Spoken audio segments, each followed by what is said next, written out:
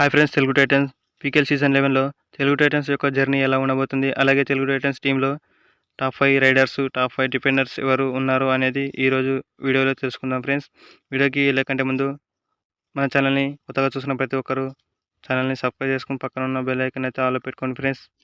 ఇలాంటి interesting videos మీకు notification ద్వారా వస్తుంది, వెంటనే మిస్ కాకుండా చూడవచ్చు ఫ్రెండ్స్. అలాగే ఈ వీడియోకి లైక్ చేయండి friends. Telugu Titans PKL season 11లో 22 మ్యాచెస్ ప్లే చేస్తే 12 మ్యాచెస్ విన్ అవ్వడం జరిగింది, అలాగే 10 మ్యాచెస్ లాస్ కావడం అయితే జరిగింది ఫ్రెండ్స్.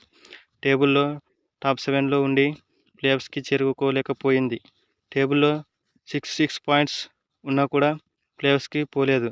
గత సీజన్ చూసుకున్నట్లయితే టేబుల్లో 63 పాయింట్స్ ఉంటే చాలు ప్లేఆఫ్స్కి పోయేవి, కానీ ఈ సీజన్లో అలా జరగలేదు. తెలుగు టైటన్స్ బ్యాడ్ లక్ అని చెప్పాలి.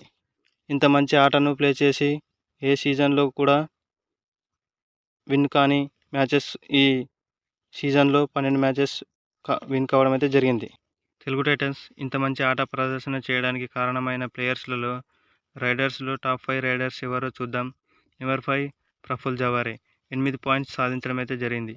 నెంబర్ 4 మంజిత్ శర్మ 20 పాయింట్స్ సాధించడం అయితే జరిగింది. నెంబర్ 3 ఆశిష్ నార్వాల్ 120 పాయింట్స్ అయితే సాధించడం అయితే జరిగింది.